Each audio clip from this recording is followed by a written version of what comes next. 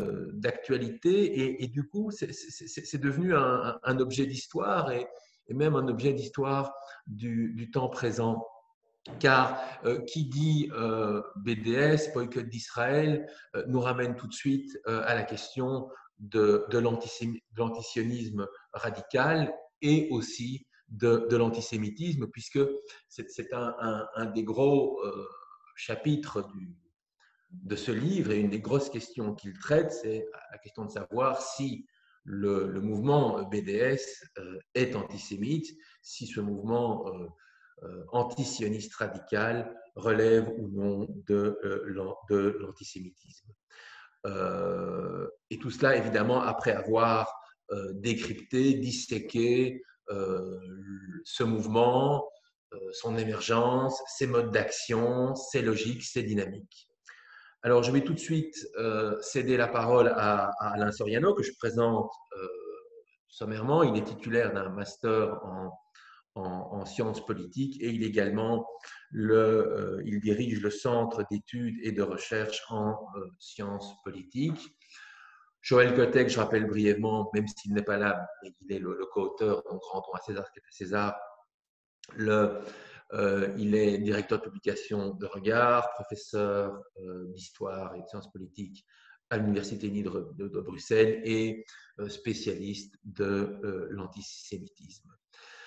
Donc le modus operandi est toujours le même si nous sommes en Zoom. Il y aura un exposé qui sera fait par Alain Soriano et ensuite le débat. Donc ceux qui souhaitent poser des questions pourront le faire et évidemment Alain Soriano se fera un plaisir d'y répondre.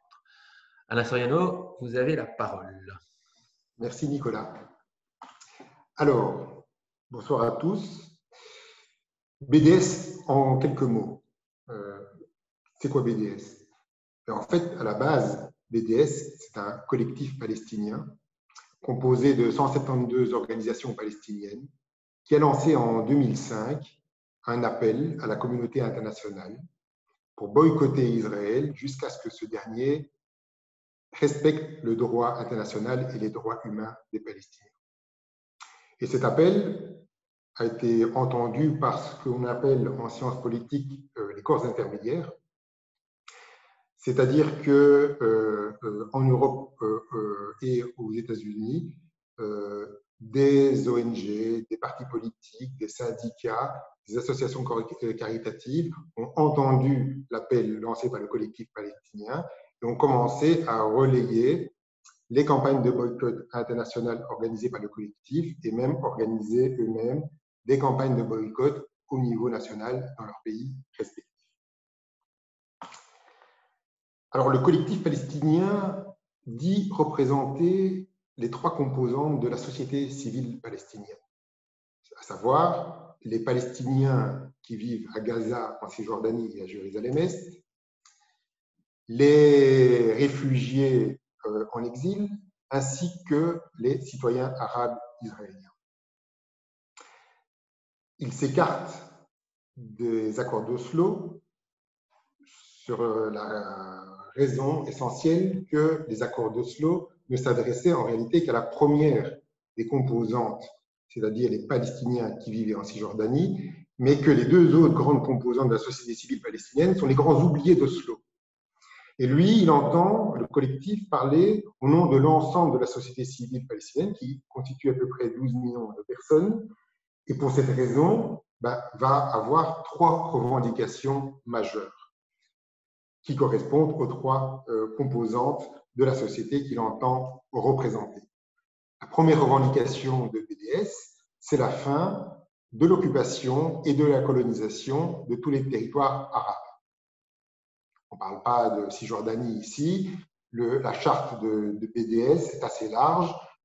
Elle dit la fin de l'occupation et la colonisation de tous les territoires arabes, y compris le Golan syrien.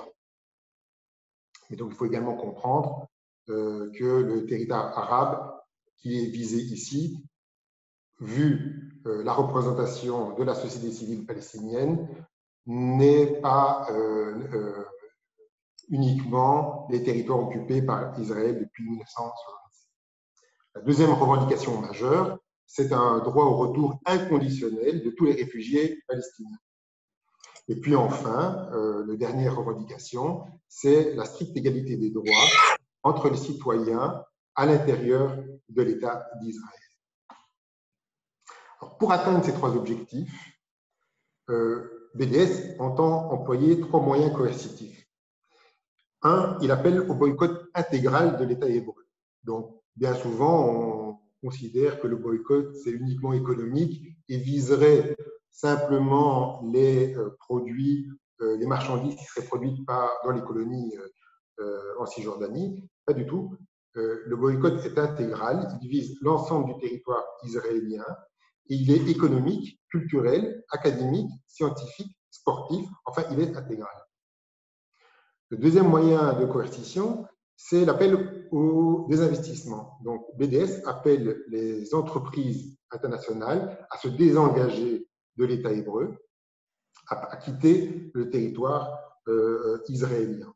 Puis la troisième mesure coercitive, BDS appelle aux sanctions internationales, donc appelle les pouvoirs politiques à sanctionner durement l'État d'Israël jusqu'à ce que ce dernier plie et respecte les droits, le droit international et les droits humains des Palestiniens. Alors le mouvement affirme ne pas prendre position sur une solution politique à un ou deux États. C'est dans ces éléments de langage, on verra par la suite que ce n'est pas tout à fait vrai dans la réalité, mais en tout cas, sur papier, le collectif dit qu'il ne s'intéresse qu'au respect par Israël du droit international et que la solution politique à un ou deux États, finalement, elle est laissée à plus tard, et ce sont les peuples de la région qui décideront de leur avenir une fois que Israël aura plié. Alors, BDS, en fait, c'est un mouvement qui est devenu assez populaire dans un certain milieu. Et c'est même devenu un acteur incontournable sur la scène internationale, et ce, en très peu de temps. C'est un mouvement qui a été lancé en 2005. Aujourd'hui, tout le monde en parle de BDS. C'est un acteur incontournable. Quand vous allez au supermarché, vous pouvez tomber nez à nez avec des militants ou des sympathisants de BDS qui vont vous interdire, ou en tout cas, ils vont vous demander de ne pas acheter des produits étiquetés Israël. On a, comme je l'ai dit, de nombreux corps intermédiaires occidentaux qui aujourd'hui relayent les campagnes de BDS. Si on prend le cas de la Belgique, le PTB, c'est un parti politique qui soutient activement les campagnes de BDS. Écolo, une grande partie d'Écolo soutient BDS. On a également des organisations non gouvernementales comme Oxfam, Amnesty International, ATTAC, qui relayent souvent les campagnes de boycott. BDS, d'ailleurs, on en parle jusqu'au sommet du pouvoir. En Israël, par exemple, il y a un département richement doté de plusieurs dizaines de millions de dollars qui est directement attaché au cabinet du Premier ministre, qui est un département qui se charge de combattre le BDS. En France, par exemple, l'ancien gouvernement avait publié, du temps de Sarkozy, des circulaires, les fameuses circulaires Alliot-Marie, qui visaient à interdire le boycott sur le territoire français. Joe Biden, dans sa dernière campagne électorale, évoque BDS pour le condamner, mais en tout cas, on voit bien que BDS, au fur et à mesure des années, a acquis ses lettres de noblesse. Il est devenu un acteur incontournable, alors peut-être pas au Moyen-Orient, c'est-à-dire peut-être pas en Israël et dans les territoires palestiniens, où ça, c'est pas une force politique qui pèse, peut-être parce qu'il n'y a pas d'élection, tout simplement parce qu'il n'y a pas d'élection dans les territoires palestiniens, mais en tout cas, sur la scène internationale, c'est le porte-drapeau aujourd'hui des revendications palestiniennes. Or, j'ai voulu illustrer quelques campagnes internationales et nationales de boycott pour vous montrer que le spectre est assez large. Donc, on a par exemple le boycott, un appel au boycott de l'entreprise Puma ou de Nike ou de Adidas parce que ce sont des entreprises qui sponsorisent des équipes sportives, des équipes de foot ou de vélo. Donc, on a des appels réguliers au boycott d'entreprises internationales pour qu'elles se désengagent de compétitions sportives et de sponsoring des équipes israéliennes. On a par exemple eu des boycotts de l'entreprise HP parce que HP vendait des composantes informatiques au gouvernement israélien ou à l'armée israélienne. Le dernier, ça c'est tout récent, c'est le boycott du festival du cinéma israélien à Paris. Donc ça c'est tout chaud, hein, c'est sorti avant-hier. Donc c'est l'idée que on ne peut pas accepter sur le territoire français un festival qui vient donner sur un beau jour la culture israélienne. Tout ce qui concerne Israël doit être interdit, boycotté. Je vous ai mis également ici la première campagne en fait, officielle, qui était la campagne contre SodaStream.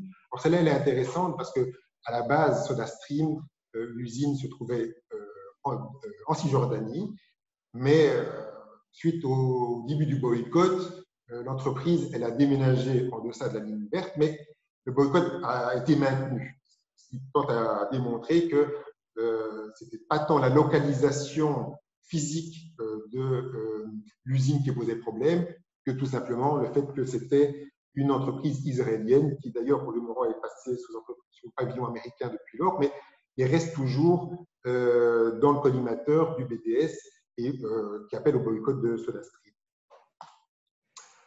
Alors on a également, ça c'est très intéressant aussi, des boycotts de la Gay Pride à Tel Aviv ou des festivals LGBTQ+, comme dirait ma fille, à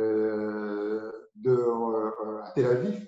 Et là aussi, c'est intéressant parce que quand on gratte un petit peu, on s'aperçoit que les organisations palestiniennes LGBTQ+, qui appellent au boycott, notamment de la Gay Pride et de ces festivals annuels à Tel Aviv, ces deux organisations palestiniennes qui font partie du collectif palestinien, leur siège social se situe respectivement l'un à Jaffa, dans le sud de Tel Aviv, et l'autre à Jérusalem-Est, c'est-à-dire dans deux territoires sous souveraineté actuelle israélienne. Donc, aucune des deux organisations LGBT du collectif palestinien ne se risque à mettre son siège social qui à Ramallah, qui à Gaza. Mais elles appellent au boycott à partir du territoire israélien.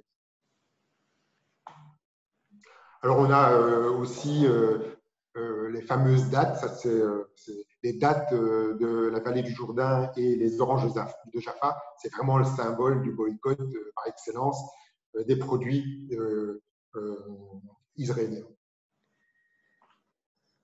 Alors, si on devait un petit peu résumer la teneur de toutes ces campagnes de boycott, on pourrait dire ceci. Quand on décortique, quand on décrypte ces campagnes, on s'aperçoit qu'en réalité, il y a deux thèmes qui tournent en boucle. Dans toutes les campagnes, on va retrouver deux messages qui vont être martelés à toutes les sauces.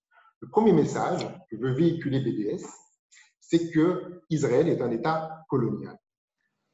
C'est-à-dire Israël, le message de BDS, c'est de dire que Israël est une création fictive de puissance occidentale qui aurait importé leurs juifs d'Europe au Moyen-Orient pour maintenir leur hégémonie dans la région, leur hégémonie culturelle, politique, économique, et que donc, finalement, le sionisme ne serait pas un mouvement de libération du peuple juif, mais une vaste fumisterie, une entreprise coloniale. Et il y a une tentative à ce moment-là de relier l'histoire coloniale européenne avec l'histoire de l'État hébreu. Et ceci est illustré par la carte officielle du BDS, la carte de la Palestine, où on voit que le curseur de la colonisation n'est pas fixé à 1967, mais à 1917, qui est la déclaration de Balfour. Et donc, le premier message qui est martelé dans toutes les campagnes de boycott, c'est qu'en réalité, la présence juive sur le territoire de tout ou partie de la Palestine historique n'est pas légitime. Le deuxième thème qui est véhiculé en boucle dans toutes les campagnes, c'est que l'État d'Israël est un État raciste. Et il serait par essence raciste. Et pourquoi? Parce que le régime, le sionisme, induit de facto un régime d'apartheid. Alors, il y aurait un régime d'apartheid extérieur, c'est-à-dire que seuls les Juifs auraient un droit au retour et pas les Palestiniens, ce qui créerait un régime de discrimination. Et puis, il y aurait aussi un régime d'apartheid intérieur. Les droits des Juifs qui vivent dans les colonies en Cisjordanie ne sont pas les mêmes que les droits des Palestiniens qui vivent en Cisjordanie. Et puis, il y aurait un autre régime d'apartheid intérieur qui serait que les droits des citoyens arabes israéliens ne seraient pas les mêmes que les droits des citoyens juifs israéliens.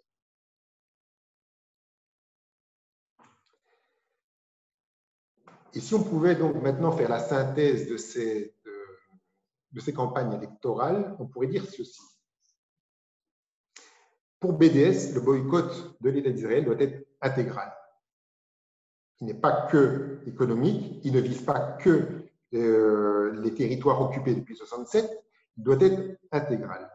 Mais ça veut dire quoi? Ça veut dire que finalement, le problème n'est pas l'occupation de 1967, mais le problème, c'est le projet sioniste. C'est donc le projet sioniste qui est dans la ligne de mire de BDS.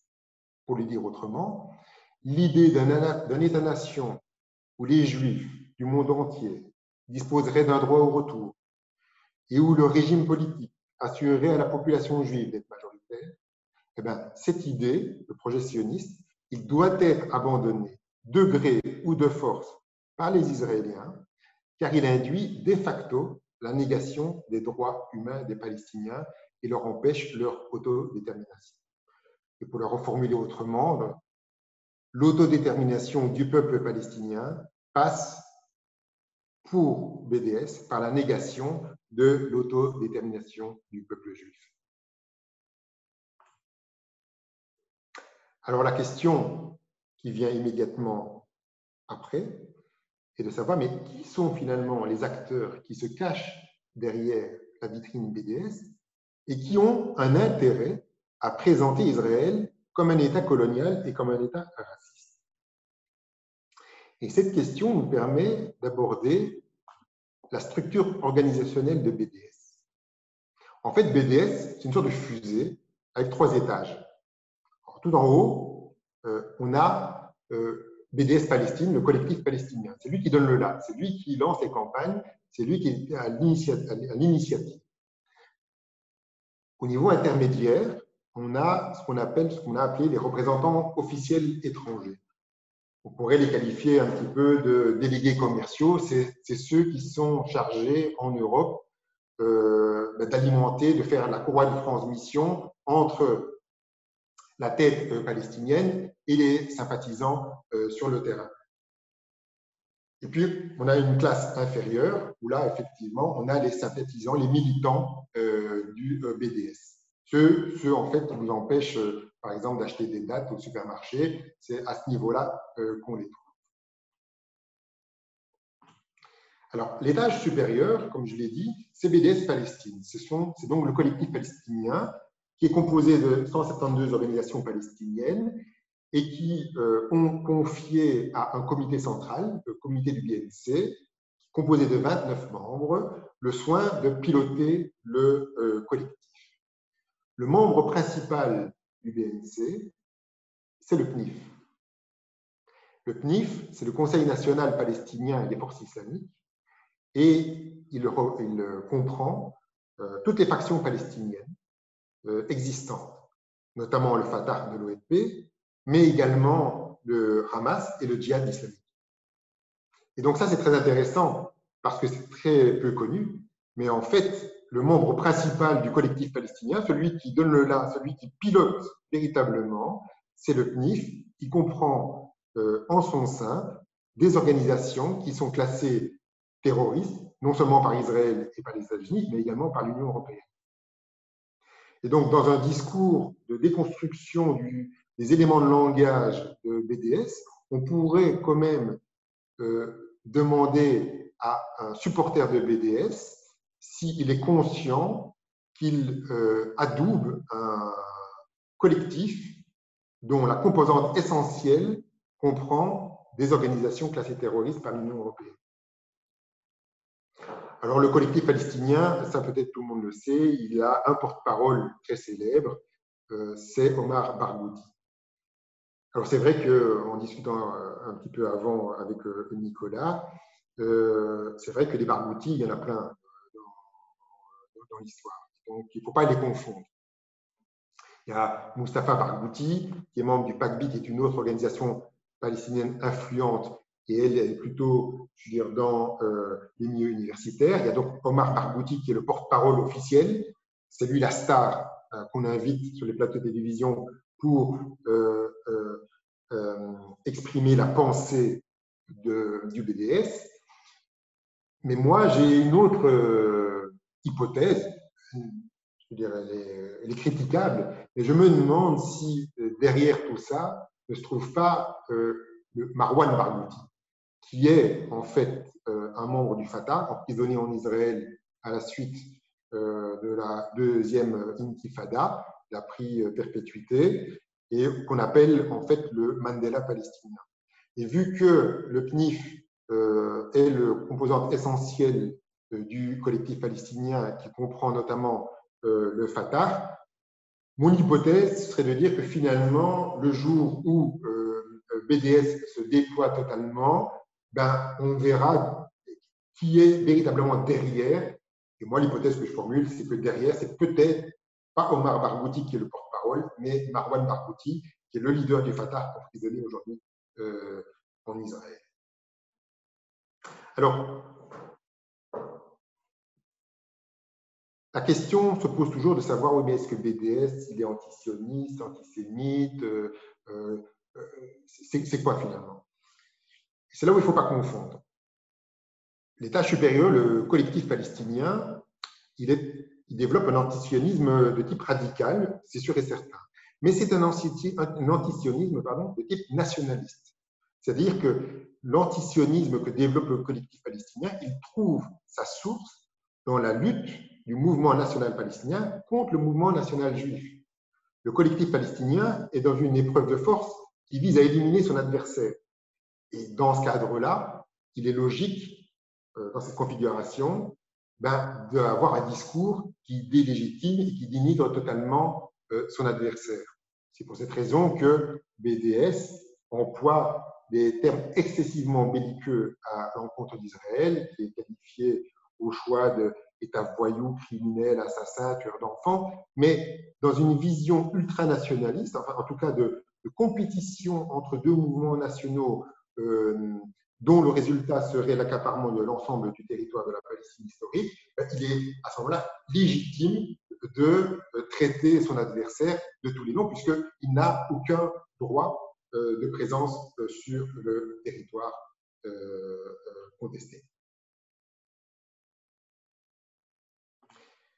Au niveau intermédiaire, qui on va retrouver? On va retrouver essentiellement des organisations altermondialistes. En Belgique, il y a 4 organisations qui sont officiellement adoubées par le collectif palestinien. Donc, c'est ATAL, c'est le BACBI, qui est très présent dans les universités, notamment à l'ULB. Il y a Palestine Solidarité et Association belgo-palestinienne. Et de manière générale, dans cette strate intermédiaire, parce que finalement, on retrouve la même composante ailleurs en Europe, notamment en France, en Angleterre, mais également aux États-Unis, c'est que ce sont des organisations altermondialistes. Et ceux-là, ils développent ce que nous on a appelé un antisionisme de type idéologique. C'est-à-dire que l'antisionisme radical développé par la mouvance altermondialiste, elle trouve sa source dans la lutte contre le capitalisme et contre le régime politique de la démocratie libérale. Et il se fait que Israël, dans les années 50, a basculé dans le camp américain et donc dans le camp du mal. Et que donc la lutte contre le sionisme, ben, c'est la lutte contre l'impérialisme, et ça s'inscrit dans une lutte beaucoup plus générale, donc de la lutte contre la mondialisation. Et donc on a effectivement une lutte contre le sionisme qui est amalgamée avec d'autres thématiques comme la lutte contre la faim dans le monde ou le réchauffement climatique.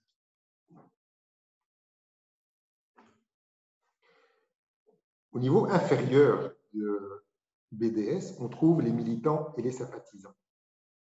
Et là, c'est plus délicat parce qu'on s'aperçoit que ces militants et sympathisants, ces supporters de BDS, ben, ils vont d'un bout à l'autre du spectre politique. On peut avoir un évangéliste chrétien comme un syndicaliste ouvrier de la FGTB. Et là, la question s'est posée, c'est quel est le point commun entre tous ces militants? Et on a trouvé la réponse dans une théorie de sciences politiques des clivages sociaux, que je vais brièvement aborder, mais sans le développer ici.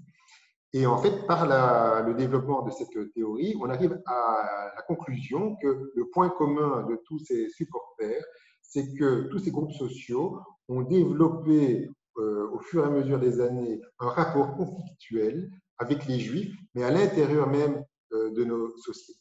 Et c'est là, en fait, qu'on bascule de l'antisionisme vers l'antisémitisme. Donc, bien évidemment, il y a de l'antisémitisme sans doute un peu à tous les échelons. Mais, par exemple, à l'échelon supérieur, l'antisionisme de type nationaliste peut, par effet de ruissellement, aboutir à un peu d'antisémitisme. Je pense par exemple à la place des dhimmis dans l'imaginaire musulman. Donc on peut avoir une composante un peu antisémite, mais ce n'est pas ça qui est le moteur de l'antisionisme de type radical développé par la branche palestinienne du BDS. Ce qui drive le collectif, c'est la lutte contre son adversaire, qui est le mouvement national juif. Donc, il y a un peu d'antisémitisme au sommet, mais ce n'est pas le sujet. De la même manière, on peut dire que la gauche altermondialiste ou la mouvance altermondialiste, elle développe par une partie de son discours, elle peut avoir une composante antisémite, mais ce n'est pas non plus le moteur de l'antisionisme. Le moteur, c'est la révolution. C'est changer le paradigme et de faire basculer le régime des démocraties libérales vers autre chose. Mais bien évidemment, par exemple, la finance juive internationale, dans les écrits par exemple, de Marx, je veux dire, il y a quelque part voilà, un substrat antisémite. Mais ce n'est pas la source de l'antisionisme de cette couche intermédiaire. Par contre, au niveau de la couche inférieure, au niveau des militants et des supporters, là, je pense qu'on peut affirmer qu'en réalité, l'antisionisme qu'ils affichent n'est que la face cachée de leur antisémitisme. Très brièvement,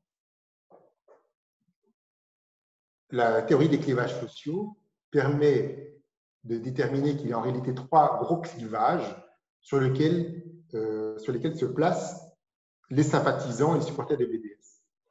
Il y a le clivage religieux, laïque religieux, il y a le clivage économique, capitaliste, anticapitaliste, puis il y a le clivage sociologique, dominant-dominé. Pour vous donner un exemple, en caricaturant à l'extrême, lorsque je me place sur le clivage sociologique dominant-dominé, on peut trouver par exemple des jeunes musulmans de Molenbeek qui constatent qu'ils sont bloqués dans leur processus d'intégration et qu'ils vont donc chercher les raisons de ce blocage de leur intégration et vont trouver une réponse dans l'idée que, en fait, le blocage provient du fait de la place privilégiée qu'occupe la communauté juive au sein de notre société, et ce pour des raisons historiques. Et que donc, pour pouvoir réussir son intégration, il faut faire sortir, faire tomber la communauté juive de la place qu'elle occupe pour occuper soi-même la place. C'est la compétition des minorités chère à Dieudonné. Donc, c'est un petit peu ça. Et donc, en fait, ces clivages sociaux, ça permet finalement de classer à peu près tous les supporters de BDS sur un axe. Donc, si par exemple, on prend quelqu'un qui aurait une grille de lecture essentiellement anticapitaliste, eh ben, il va effectivement à ce moment-là tomber dans ce substrat antisémite de la finance juive internationale et va avoir effectivement une relation conflictuelle à partir de là avec les communautés juives, notamment de diaspora. Pour prendre l'exemple, l'UPJB pourrait se retrouver sur cet axe-là. Il a fait sécession avec les communautés juives de diaspora. Il ne se reconnaît dans aucune organisation juive, si ce n'est la sienne. Et donc, c'est à ce niveau-là qu'il se trouve. Si je suis, par exemple, un religieux musulman fanatisé, je vais être à l'extrême du clivage religieux, et là, je vais avoir la logique qui consiste à dire que le juif ne peut être qu'inférieur à l'Oumma, à la communauté musulmane, et que donc il n'est pas normal d'avoir dans une société un juif qui a une position supérieure à un musulman. Et donc je vais développer à ce niveau-là un ressenti et on va effectivement à ce moment-là avoir un développement de l'antisémitisme. Et c'est là où je voudrais revenir à la couche supérieure, parce que c'est là où elle joue un jeu très dangereux. C'est le jeu dangereux des organisations intermondialistes. Donc, ces organisations, elles estiment qu'elles ont un rôle que Lénine appelait d'être la classe qui va, enfin, le groupe qui va éclairer la révolution, qui va amener le prolétariat à la révolution. Et donc, cette petite élite révolutionnaire, elle a pour mission, en fait, de faire la révolution. Et comment on fait la révolution au niveau marxiste? En excitant les masses pour qu'elles prennent conscience de leurs conditions et se révoltent et renversent le régime. Et l'hypothèse qu'on formule en fait dans les livres, c'est que finalement, les organisations intermondialistes, elles vont utiliser BDS comme un véhicule pour capter tous les mécontents du système et pour exciter les masses. Et notre thèse pourrait être formulée de la manière suivante. BDS, en réduisant le conflit israélo-palestinien à un simple scénario binaire entre d'un côté un oppresseur et d'un autre côté un oppresseur, en amalgamant le système, le gouvernement, les médias, la justice, avec les Juifs, avec les Israéliens, le sionisme, d'un côté, et de l'autre côté, le peuple. En diffusant une idée générale d'un complot d'une finance juive internationale, en ayant des propos extrêmement belliqueux à l'encontre d'Israël, considéré comme un État voyou, criminel, tueur d'enfants, eh bien, que fait cette petite élite révolutionnaire? Eh bien, elle entend exciter les masses pour qu'elles se révoltent. Et au plus il y a de mécontents dans le système, au plus le discours de BDS progresse, d'où son succès, ce qui augmente mécaniquement l'antisémitisme, puisque les Juifs, à ce moment-là, sont considérés comme une partie du problème, et donc leur élimination, physique ou symbolique, fait partie de la solution. Et donc nous, on conclut en fait en disant que finalement, par son action, la mouvance altermondialiste a réussi en très peu de temps à faire de BDS non pas le champion de la lutte de l'autodétermination du peuple palestinien, mais à faire de BDS le réceptacle, la caisse de résonance de tous les groupes sociaux qui ont développé un rapport conflictuel avec les Juifs au sein de nos démocraties occidentales. Et il y a une très belle formule, moi j'adore, de Daniel Horowitz, publiée dans Mediapart, pour vous dire, mais qui est excessivement juste, et je vous lis: la gauche, social-démocrate ou pas, extrême ou pas, pense peut-être que se servir de l'antisémitisme afin de galvaniser les masses populaires est un prix acceptable pour que triomphe le socialisme. Cette dérive de type staliniste semble toujours d'actualité pour cette mouvance pseudo-humaniste qui se cherche, mais qui, ne se trouvant pas, finit par lâcher les Juifs comme on lâche du lest d'un ballon en perdition pour retarder le moment où il va s'écraser. Tout est dit dans ce paragraphe. Et finalement, on pourrait illustrer mon propos par cette très belle caricature qui provient d'un site d'extrême droite, mais qui a été relayée, vous en souvenez peut-être, par un responsable français socialiste important, Gérard Filoche, en 2017. Tout est dit. Voilà, effectivement, pour les militants de BDS, ceux qui se trouvent à l'échelon inférieur, qui se trouvent d'un spectre à l'autre, d'un bout à l'autre du spectre politique, chacun peut se reconnaître à l'extrême gauche, à l'extrême droite, dans cette caricature. Et je terminerai par un tableau général qui vient un peu résumer ce que je viens de raconter. Donc BDS, c'est un collectif palestinien au départ qui a une volonté, un objectif politique, contrairement à ce qu'il prétend. C'est une solution à un seul État où les musulmans seraient majoritaires. Quant au sort des Juifs, à peu près 7 millions de personnes, Omar Bouti dit que leur sort n'est pas encore réglé. C'est là où il joue plus finement que Yasser Arafat, parce que dans la charte de l'OLP, avant qu'elle soit rendue caduque par Arafat, charte de l'OLP, et ça je vous invite à lire la charte de BDS, qui est quasi du copie-coller de la charte de l'OLP, et il se trouve sur le site du BDS, donc facilement accessible. Donc je vous invite à lire la charte de BDS. La seule différence qu'il y a finalement entre la charte de l'OLP, avant qu'elle soit rendue caduque par Yasser Arafat, fin des années 80, et la charte de BDS, c'est que dans la charte de l'OLP, le sort des Juifs était réglé. La charte disait seuls les Juifs qui étaient présents avant 1917 auraient un droit à demeurer sur le territoire de la Nouvelle-Palestine, les autres devraient être jetés à la mer. Barbouti, Omar, il est beaucoup plus finot que ça. Il dit le sort des Juifs n'est pas encore réglé, mais enfin, bon, dans un État unitaire où il y a 12 millions de musulmans et 7 millions de Juifs, finalement, la solution politique à un seul État se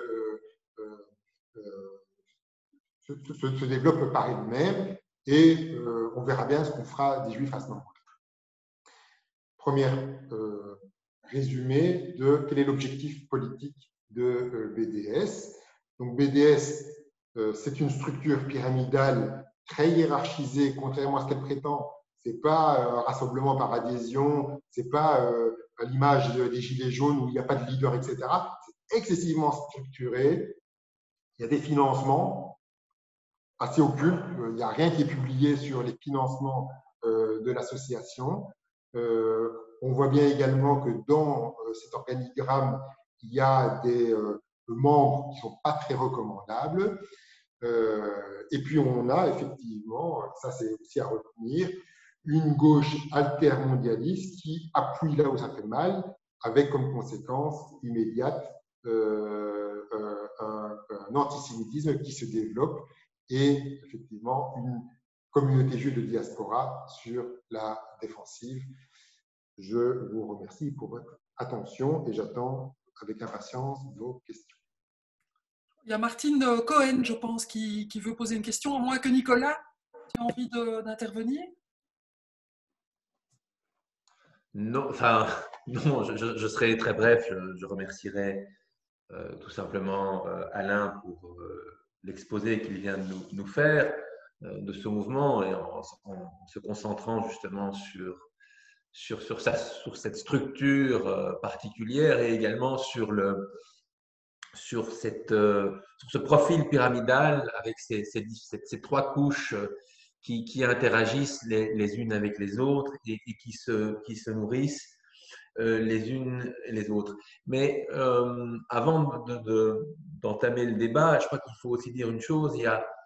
Euh, c'est un mouvement, et quand on écoute Alain Soriano, on s'en rend compte, qui a tendance, enfin, qui aime se présenter comme un mouvement différent de ce qu'il y avait avant, et notamment par rapport à la violence physique. Il se présente comme un mouvement non violent, de résistance civile. On voit bien, ils insistent surtout sur le terme civil, et aussi un mouvement antiraciste et pacifiste.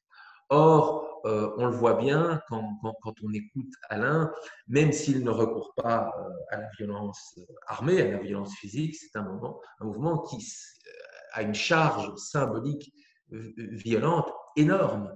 Et comme le disait un intellectuel britannique d'origine polonaise, un grand esprit qui est Zygmunt Bauman, qui lui a complètement désavoué ce mouvement, il le présente comme une arme de destruction massive. Et je pense que c'est le type de mouvement sur lequel il faut vraiment avoir une attention toute particulière et surtout essayer de toujours bien décrypter ce qu'il fait pour ne pas tomber dans des généralisations qui peuvent nous égarer. Voilà tout ce que je voulais dire et c'est pour ça que je voulais aussi en profiter pour remercier Alain Soriano pour son exposé. Et maintenant, la parole est à tous ceux qui sont présents. Je pense que l'idéal, c'est peut-être de se manifester auprès de Sylvie. C'est manifester. En levant la main virtuellement. Pas en levant votre main, mais en levant. Enfin bon. Moi, je l'ai fait. Je vous en prie, Martine. Allez-y, Merci Martine. beaucoup.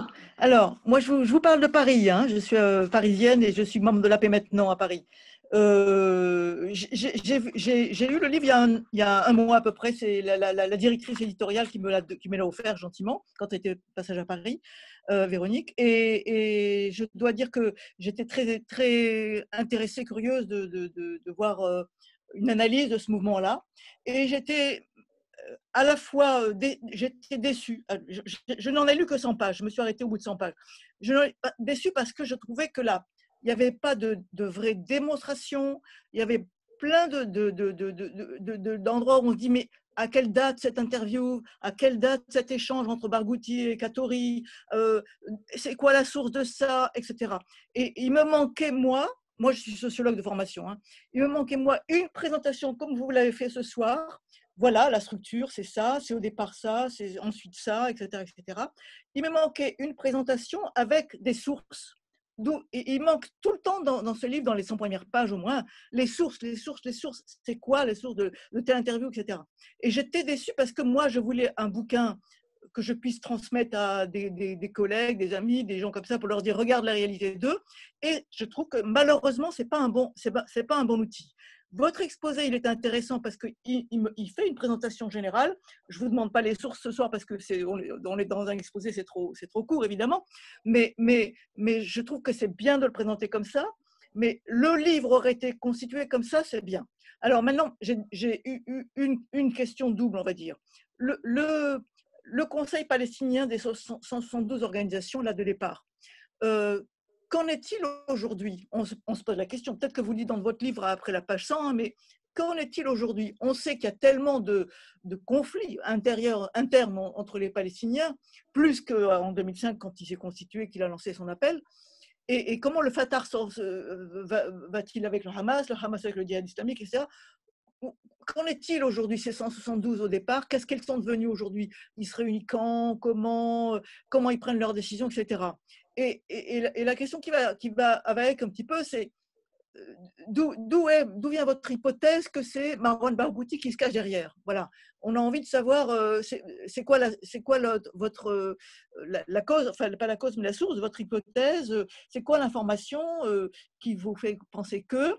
Et puis franchement, ça serait vachement bien qu'il y ait une analyse qui montre les contradictions mieux, comme vous l'avez un peu dit aujourd'hui, mais qui n'est pas vraiment suffisamment clairement établie dans le livre, dans les 100 premières pages au moins, entre le nationalisme palestinien d'un côté et puis tous les soutiens entre guillemets, internationalistes, marxistes, je ne sais pas quoi, à l'extérieur.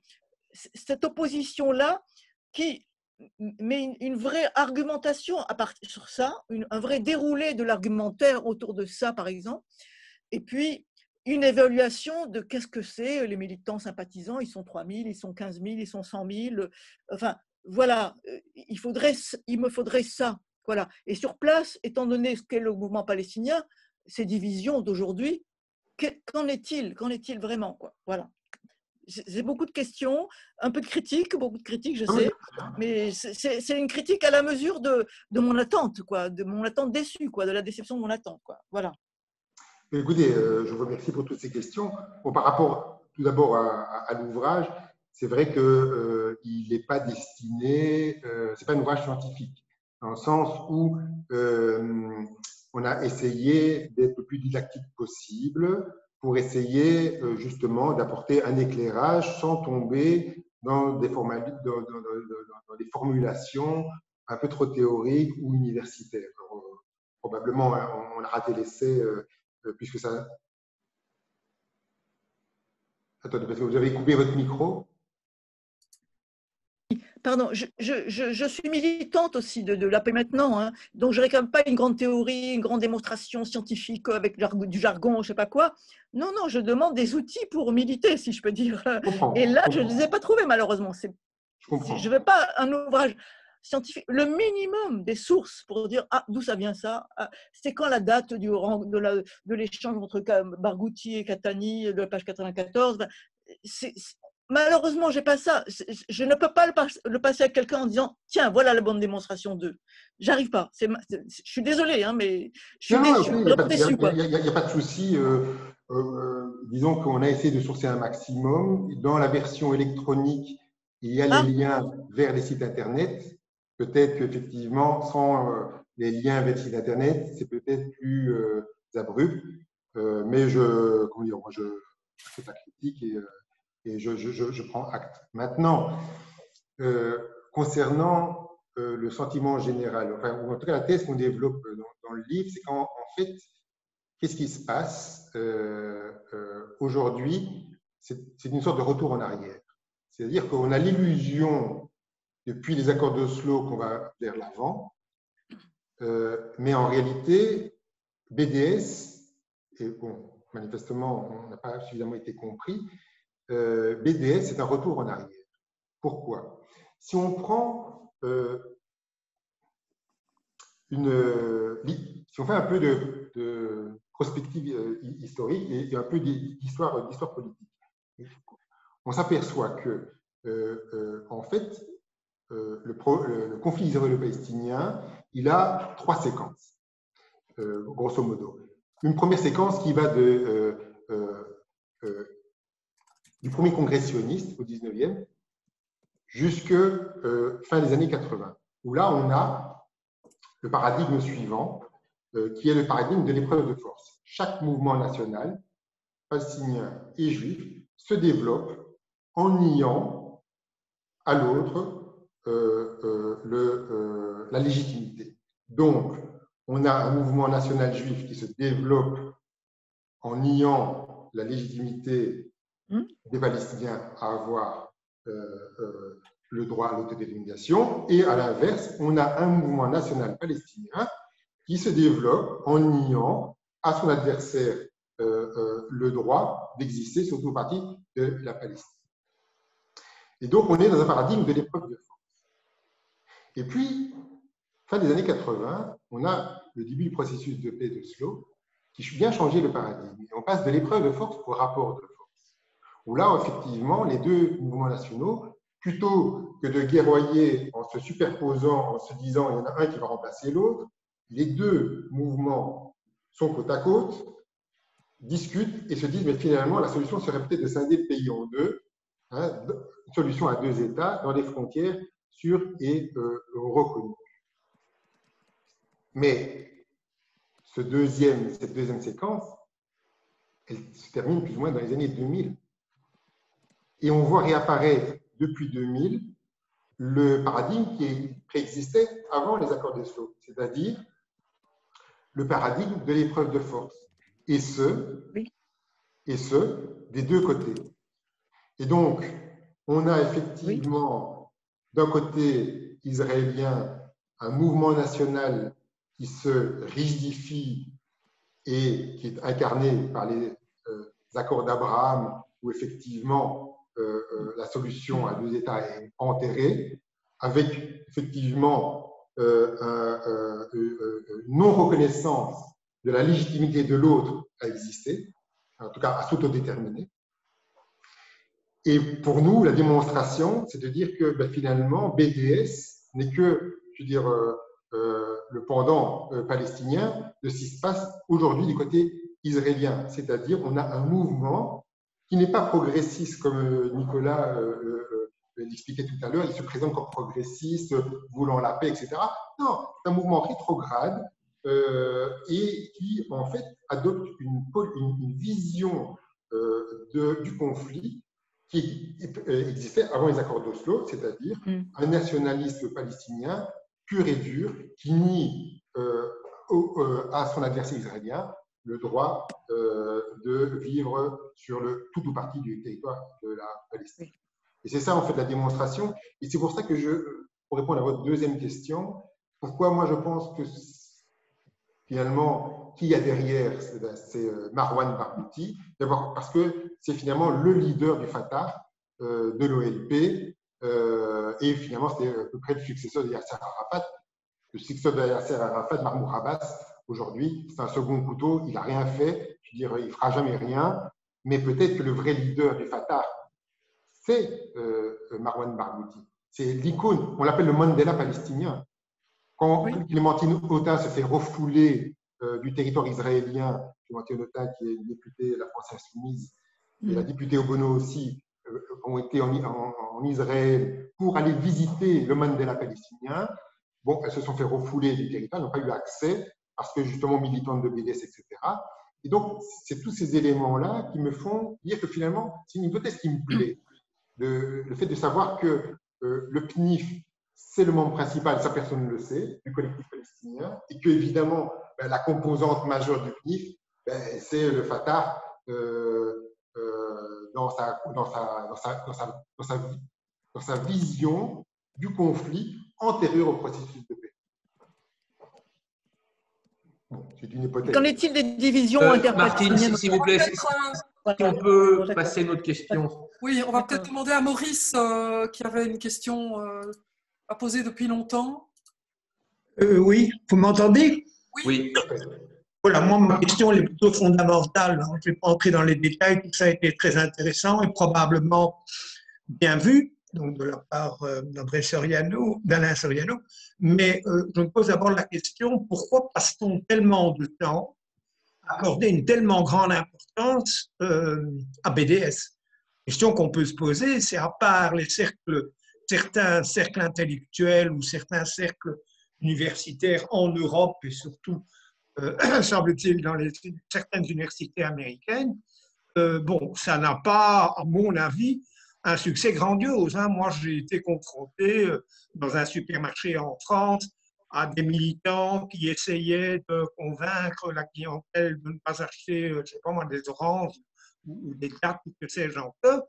Ils ont été virés par le gérant et visiblement, à part ça, ils n'ont pas, comment dirais-je, suscité beaucoup d'intérêt parmi le reste de la clientèle. Donc, tout ce que je voudrais peut-être savoir, c'est pourquoi on pense que bon, Israël semble consacrer des budgets importants à lutter contre BDS dans le monde. Moi, je me demande si plus on en parle, ça n'est peut-être pas leur donner un certain miroir de leur succès, parce que pour le reste, je ne le vois pas. Voilà ce que j'aurais à dire. Alors, votre question est tout à fait pertinente. On peut considérer que BDS est un épiphénomène sans gravité. Moi, je ne le crois pas pour… plutôt, je serais d'accord avec vous pour comment dire, quelqu'un, un citoyen lambda, BDS, il ne connaît pas. Et il ne connaîtra pas. suis d'accord avec vous sur le constat. BDS, il pèse rien dans la politique internationale ou intérieure ici. Le citoyen lambda n'en a que faire de BDS. Il a d'autres problèmes aujourd'hui, d'autres soucis que de s'intéresser à ce mouvement. En Israël, le mouvement, comme je l'ai rappelé tout à l'heure, il ne semble pas peser grand-chose du côté palestinien, mais probablement parce qu'il n'y a pas la liberté d'expression suffisante ni des élections qui permettent à ce mouvement d'infuser dans la société palestinienne. Par contre, ce qu'on constate, c'est que le mouvement, finalement, fait quand même un petit peu peur aux Israéliens, en tout cas au gouvernement israélien, suffisamment peur au niveau, non pas intérieur, mais au niveau international, au niveau de l'image. Et c'est pour cette raison que le gouvernement israélien met un paquet de dollars pour améliorer son image, ou en tout cas contrecarrer l'image négative que véhicule le BDS à son encontre. Donc, en tout cas, le mouvement, il intéresse fortement la partie israélienne.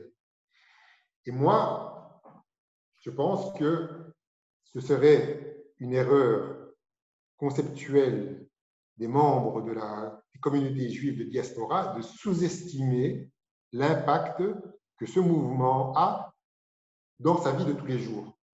Comme j'ai essayé de le démontrer ici, plus en longueur dans le livre, même si peut-être il est contestable, mais le mouvement BDS, aujourd'hui, il permet à des groupes humains qui ont des relations conflictuelles envers les Juifs à les exprimer au grand jour. Et ça doit inquiéter les communautés juives de diaspora. Donc, moi, je vous réponds de la manière suivante.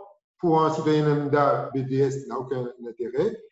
Pour le gouvernement israélien, il en a un au niveau international. Mais pour les Juifs de diaspora, pour moi, il est fondamental. Et on doit mettre le focus sur ce mouvement pour attirer l'attention sur les dangers de ce mouvement, sur les dangers que font peser cette pièce de résonance de l'antisémitisme. Bien.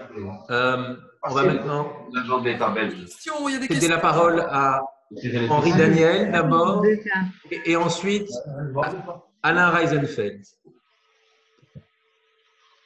Henri, tu as la parole, tu te démutes. Voilà.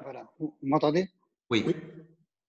D'abord, bonjour Alain, bonjour Nicolas, bonjour tous les autres. Et merci pour la conférence, c'est vraiment intéressant. J'ai une question profane, moi je ne suis pas un grand spécialiste du sujet, mais j'ai un souvenir que quand j'étais jeune, il y a 35-40 ans, j'allais en Israël et on ne voyait par exemple que des voitures Subaru. On ne voyait pas d'autres voitures japonaises. Donc il m'avait été expliqué à l'époque qu'effectivement il y a une espèce d'appel au boycott des grosses sociétés en disant voilà, si Toyota vend à Israël, ils ne vont pas vendre dans tous les pays arabes. Est-ce qu'Israël n'est pas habitué à vivre avec cette espèce de boycott d'État? Et est-ce que le BDS n'est pas en fait une émanation de ça, ou une nouvelle forme de ça? Je ne connais pas évidemment ce qui se passait au niveau des ventes d'armes, ça a été aussi le cas au niveau peut-être des matières premières, au niveau de plein de choses, où le boycott était plus sournois. Et je pense qu'il doit peut-être continuer, peut-être que maintenant les accords récents avec les pays Bahreïn et autres pays du Golfe vont peut-être changer la donne. Mais est-ce que le BDS n'est pas en fait une émanation plus grand public de ce qui se passait d'État à État? Vous avez tout à fait raison, c'est notre thèse, c'est une ressuscité de la Ligue arabe 2.0 en fait. On revient à une situation antérieure au processus de paix avec, ils n'ont rien inventé, le BDS, vous avez raison, puisque dans les années 80, le boycott était, celui qui voulait commercer avec l'État d'Israël ne pouvait pas commercer avec les pays arabes. Donc, ils n'ont rien inventé, contrairement à l'image qu'ils entendent diffuser dans la population dernier matin, un mouvement novateur qui a tout à coup une idée lumineuse qui serait de boycotter l'État d'Israël. Tout ça, quelqu'un qui connaît un petit peu l'histoire, c'est une redite. Non. Il y a beaucoup de bruit, j'ai entendu. Bien, Je partage Alain totalement Rosenfeld. votre analyse. C'est retour en arrière, retour vers le futur. Merci. La parole est maintenant à Alain Rosenfeld. Rosenfeld. Bonsoir Alain. Tu peux y aller. Donc, bonsoir Alain. Donc, moi, je vais un peu reprendre un des arguments de Martine, c'est sur les données. Et donc, moi, ce que j'ai entendu à gauche et à droite, c'est que quand même, c'est une organisation assez structurée, mais aussi assez puissante économiquement. C'est donc, par exemple, il y a des pools internationaux d'avocats qui se retrouvent dans chaque pays. Et mais ça fait des centaines de personnes, hein, de juristes, etc.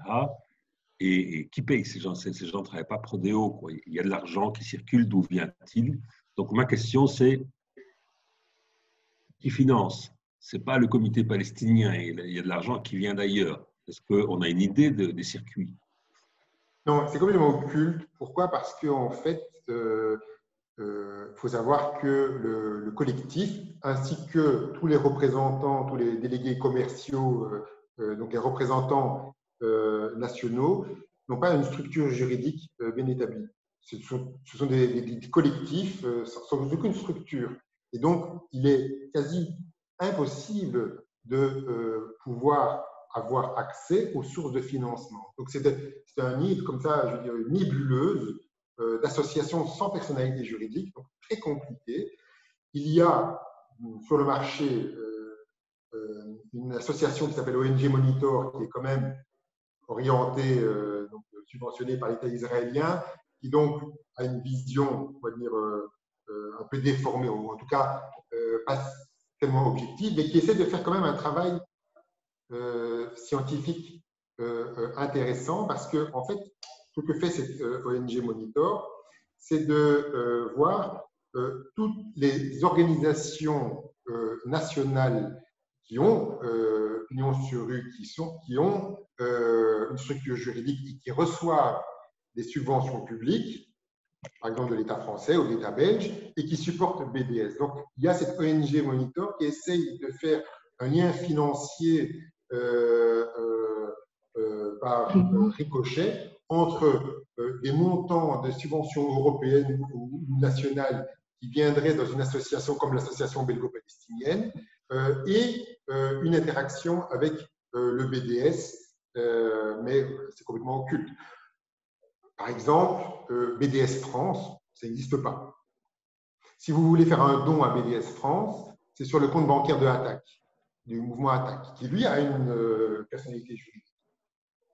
Donc, on ne peut pas aujourd'hui déterminer avec précision quelles sont les sources de financement, mais c'est une vraie question qui devrait être mise sur le tapis. Lorsque on entend combattre le BDS, c'est de savoir mais pour quelles raisons ils jouent l'obscurité, pour quelles raisons ils ont cette nébuleuse et ils sont opaques sur leur flux financier. Une vraie question, mais je n'ai pas la réponse. Et je vous dis, la seule source, c'est ONG Monitor, mais elle doit être prise avec précaution. On va prendre encore peut-être 2 dernières questions.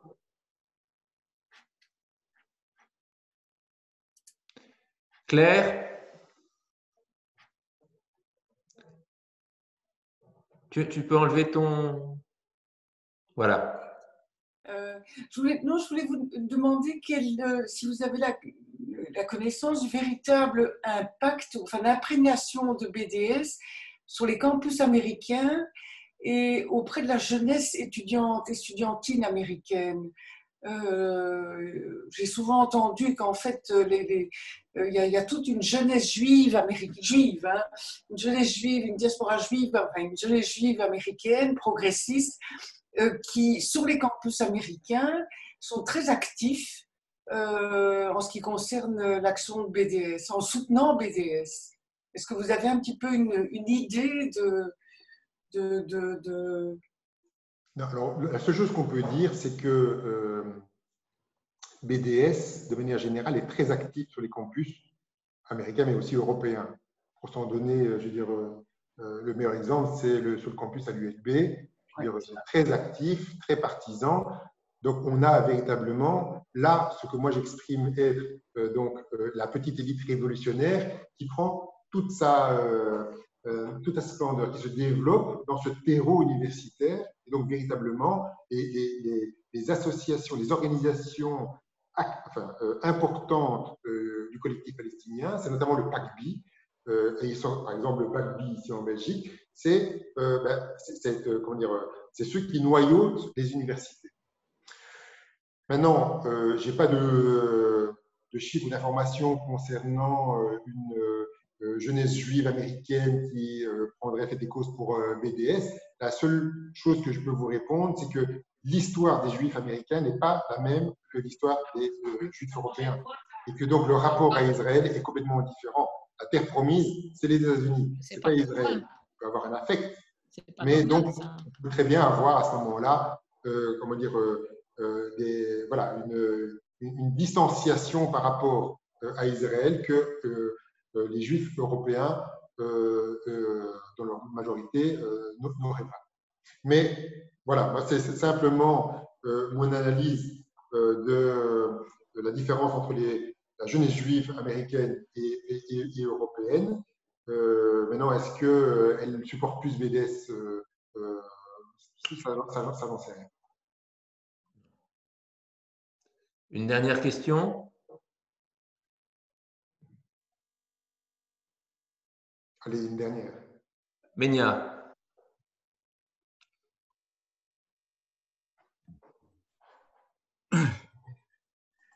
Oui, merci Alain pour cette excellente présentation.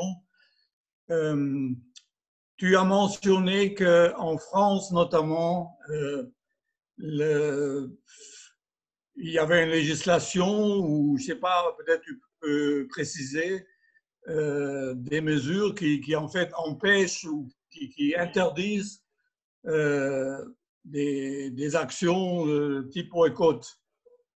Alors je me demande quel est l'espace pour ceux qui sont contre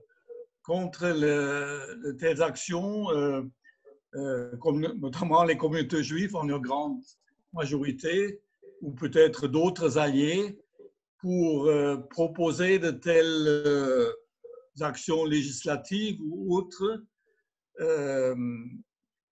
Je crois savoir qu'Israël, effectivement, est très actif. J'ai entendu moi-même l'ancien ministre de la Sécurité qui est passé par Bruxelles, qui est maintenant d'ailleurs l'ambassadeur aux États-Unis et à l'ONU, qui avait longuement parlé de ce que fait Israël en la matière. Et donc, je confirme ce que tu as dit, qu'en fait, pour Israël, le BDS présente un problème concernant l'image, etc. Donc, je me demande quelles pourraient être les actions, nos actions, si tu veux, ici en Europe pour freiner l'action du BDS. Alors, d'abord, peut-être effectivement en achetant le livre, même s'il est contesté, ça permettra peut-être de déconstruire déjà une partie des éléments de langage et de décoder une partie des éléments de langage du BDS et donc d'avoir des armes intellectuelles pour défendre une opinion. Donc ça, c'est déjà le premier aspect. Maintenant, au niveau judiciaire, tout reste à faire. C'est-à-dire qu'il y a un vrai combat, et le combat il est mené essentiellement en France, c'est ça qui est intéressant, très peu ici en Belgique, mais en France, voilà, sous Sarkozy, la ministre de l'Intérieur, Alliot Marie, à l'époque, avait sorti des circulaires qui interdisaient le boycott. Il y a eu des militants qui ont été condamnés, d'autres qui ont été relâchés, donc il y a des décisions un petit peu dans tous les sens. Le droit reste à faire, la jurisprudence va d'un côté comme de l'autre. Il y a eu un arrêt récent de la Cour de justice qui est venu jeter un pavé dans la mare du combat contre le boycott en donnant raison à des militants sur l'affaire qui était portée devant la Cour de justice. Donc, pour l'instant, les affaires qui sont portées devant les tribunaux, il y a tout et son contraire. Moi, je pense que le meilleur moyen de combattre le BDS, c'est par les idées, mais peut-être aussi par le portefeuille. C'est-à-dire que vous savez que tous les organismes aujourd'hui, enfin, beaucoup d'entreprises, d'associations sont soumis aux règles anti-blanchiment et de lutte contre le terrorisme. Donc, quand on est une banque, on doit s'assurer que l'argent qu'on reçoit et qu'on distribue est clean, ne profite pas à des mouvements terroristes. Et en tant que conseiller fiscal, avocat, etc., il y a énormément de gens qui sont soumis aux règles anti-blanchiment et des règles de lutte contre le terrorisme. Et peut-être que l'angle d'attaque serait, vu qu'on sait que derrière le collectif palestinien se cachent des membres qui sont catégorisés comme terroristes par l'Union européenne, peut-être d'attaquer la source, c'est-à-dire par exemple Amnesty International attaque Oxfam qui reçoit des subventions publiques et qui finance tout ou partie du collectif palestinien. Est-ce que là, il n'y a pas comment dire, une question juridique et un problème lié aux règles de financement du terrorisme? C'est une question, je ne suis pas juriste, mais je pense que c'est un angle d'attaque intéressant.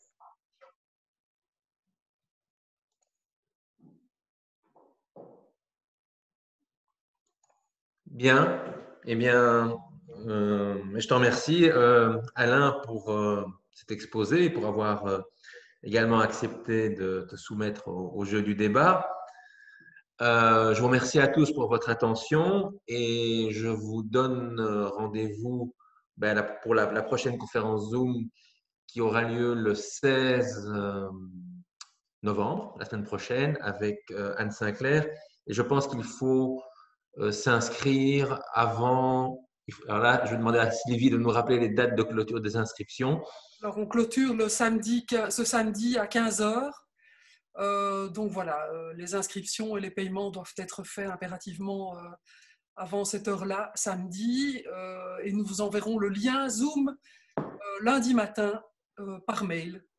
Donc voilà, merci beaucoup en tout cas pour cette conférence très intéressante, Alain. Et merci beaucoup pour votre participation. Vous étiez très nombreux. Et à très bientôt. Et achetez le livre. Surtout acheter le livre et dépasser la page 100. Les éditions La Boîte à Pandore, c'est à vendre dans toutes les bonnes librairies. Absolument. Bonne soirée. Merci. Bonne soirée. Merci à tout le monde. Au revoir. Au revoir.